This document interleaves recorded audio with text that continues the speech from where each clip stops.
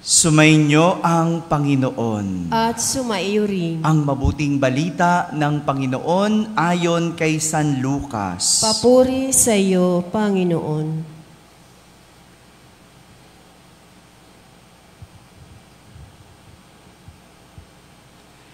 Noong panahong iyon, isinaysay ni Jesus ang isang talinhaga sa mga nakarinig ng una niyang pangungusap.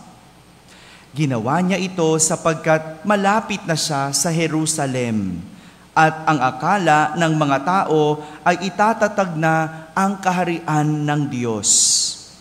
Sabi niya, may isang mahal na taong nagtungo sa malayong lupain upang gawing hari at magbalik pagkatapos niyon. Bago siya umalis, tinawag niya ang 10 sa kaniyang mga alipin. Binigyan niya ng mga ito ng tig-iisang salaping ginto at sinabihan sila, ipangalakal ninyo iyan hanggang sa pagbabalik ko. Poot naman sa kanya ang kanyang mga kababayan, kaya't pagkaalis niya, nagsugo sila ng kinatawan upang sabihin sa kinauukulan, ayaw naming maging hari ang taong ito. Ngunit ginawa ring hari ang taong iyon. Umuwi siya pagkatapos at ipinatawag ang mga aliping binigyan niya ng salaping ginto upang malaman kung gaano ang tinubo ng bawat isa. Lumapit sa kanya ang una at ang sabi, Panginoon, ang salapi ninyong ginto ay nagtubo ng 10. Magaling, sagot niya, mabuting alipin, yamang naging matapat ka sa kakaunting bagay, pamamahalain kita sa 10 bayan. Lumapit ang ikalawa at ang sabi, Panginoon, ang inyong salaping ginto ay nagtubo ng 5. At sinabi niya sa kanya, mamamahala ka sa 5 bayan. Lumapit ang isa pang alipin at nagsabi, Panginoon, heto po ang inyong salaping ginto. Binalot ko sa panyo at itinago. Natatakot po ako sa inyo sapagkat napakahigpit ninyo. Kinukuha ninyo ang hindi sa inyo at inaani ang hindi ninyo inihasik. Sinagot siya ng kanyang Panginoon, masamang alipin, sa salita mong iyan kita hahatulan. Alam mo palang ako'y mahigpit. Sinabi mo na kinukuha ko ang hindi sa akin at inaani ko ang hindi ko inihasik. Bakit hindi mo inilagay sa bangko ang aking salapi? Pagbabalik ko sana'y may tinubo ang puhunang ito. At sinabi niya sa mga naroroon, kunin ninyo sa kanya ang salaping ginto at ibigay sa may 10. Panginoon, siya po'y mayroon ng 10 salaping ginto. Wika nila. Sinasabi ko sa inyo, ang bawat mayroon ay bibigyan pa. Ngunit ang wala, kahit ang kakaunting nasa kanya, ay kukunin pa. Tungkol naman sa mga kaaway kong ayaw na ako'y maghari sa kanila, dalhin ninyo dito at patayin sa harapan ko. Pagkasabi nito, nagpauna si Jesus patungong Jerusalem. Mga kapatid, ang mabuting balita ng Panginoon. Pinupuri ka namin, Panginoong Hesukristo. Isang magandang umaga po sa inyong lahat. Magandang umaga rin sa lahat ng mga nasa barangay na nakakarinig ng ating banal na misa. Ganon din sa lahat ng mga nagsisimba sa kani-kanilang mga tahanan via online. Kasama po kayo sa aming pagdiriwang ng banal na misa dito sa ating parokya. Matapos ang kwento ng 2 taong nagnanais makalapit at nakakuha mula kay Jesus. Mag-review po tayo. Balikan natin ang kwento noong Lunes. Isang bulag, ang ibig manumbalik ang kanyang paningin. Matapos makalapit kay Jesus, nakuha niya ang kanyang ibig. Ano ang kanyang ibig? Makakitang muli.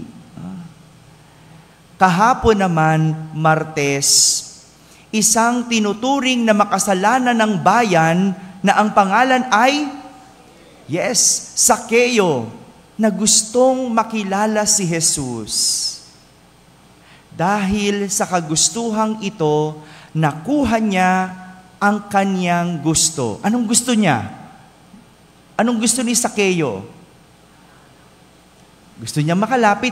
Gusto niya yung atensyon ni Jesus. Di ba?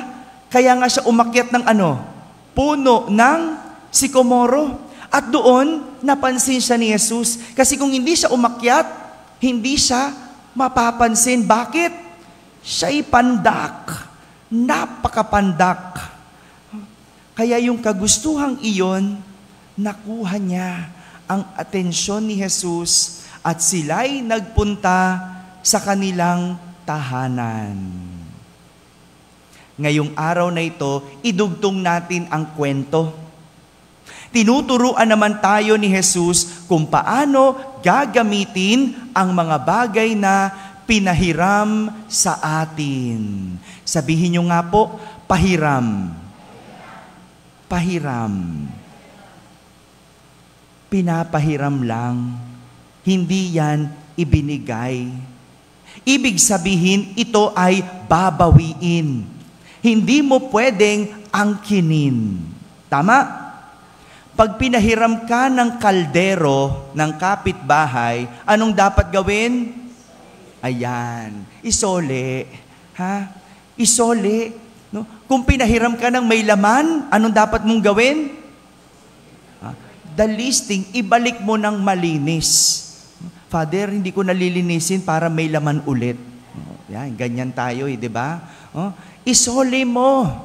Pahiram lang yan. Huwag mong angkinin. Pag pinahiram ka ng pera, anong dapat mong gawin? Bayaran mo. Hiram lang yan. Hindi mo yan sa iyo. Kaya nga ginamit ni Jesus ang talinhaga kung saan ang 10 alipin ay pinahiram ng tig-iisang salaping ginto para ipangalakal. Take note, ipapangalakal. May gamit yon, hindi yan para ubusin. Ang sabi, ipangalakal. At nang magbalik at ipinatawag muli ang mga alipin, 2 sa alipin ang nagpalago o napalago ang kanilang salaping ginto.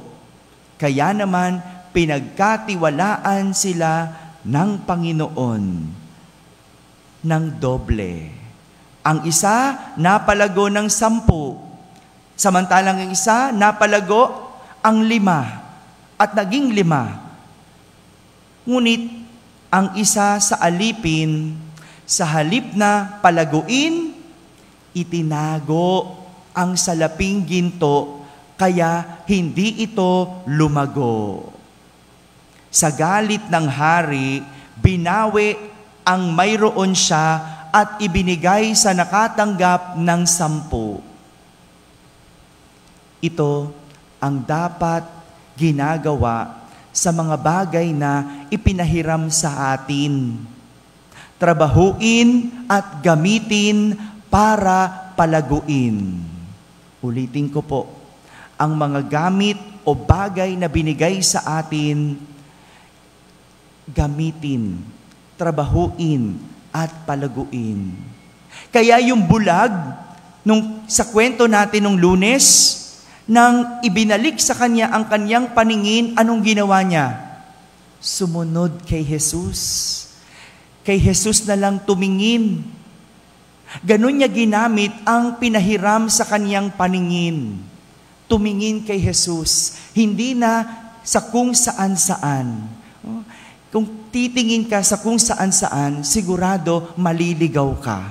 No? Yung bulag siya, hindi nakakakita, hindi alam ang direksyon. Pero nung binigay ang kanyang paningin, alam na niya kung sino at kanino titingin. Tinuon niya ang kanyang mata kay Jesus at tumuwid ang kanyang landas. Samantala si Sakeo naman, no, nung siya'y napansin, nabigyan ng atensyon, pinagkalooban ng atensyon, ginamit niya ito para magbago. Hindi ba kaya nga tayo nagsisimba? Para mapansin ng Diyos. Mapansin ng Diyos yung kahilingan mo.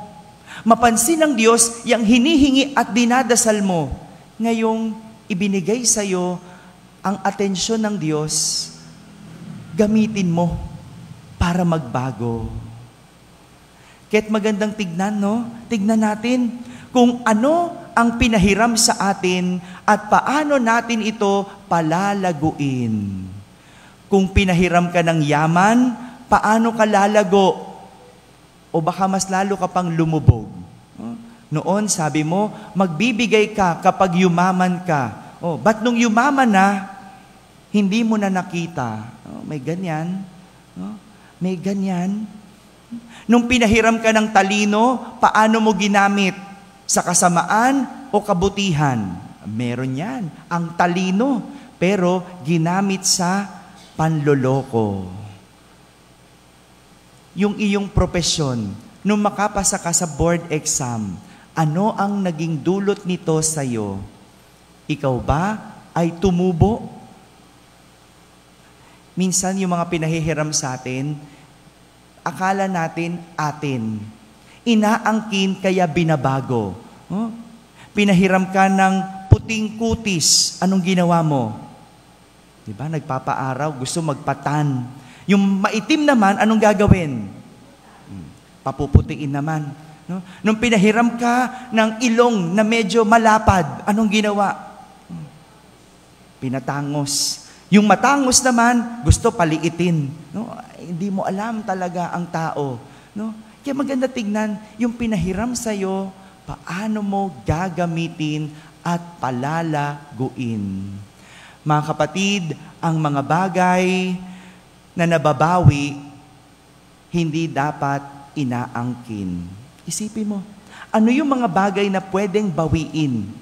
Ibig sabihin, hindi yan sa'yo. Hindi mo dapat angkinin. Dahil ginagamit ito para lumago at hindi dapat itago.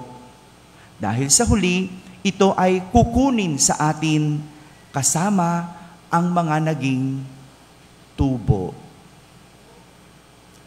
Amen.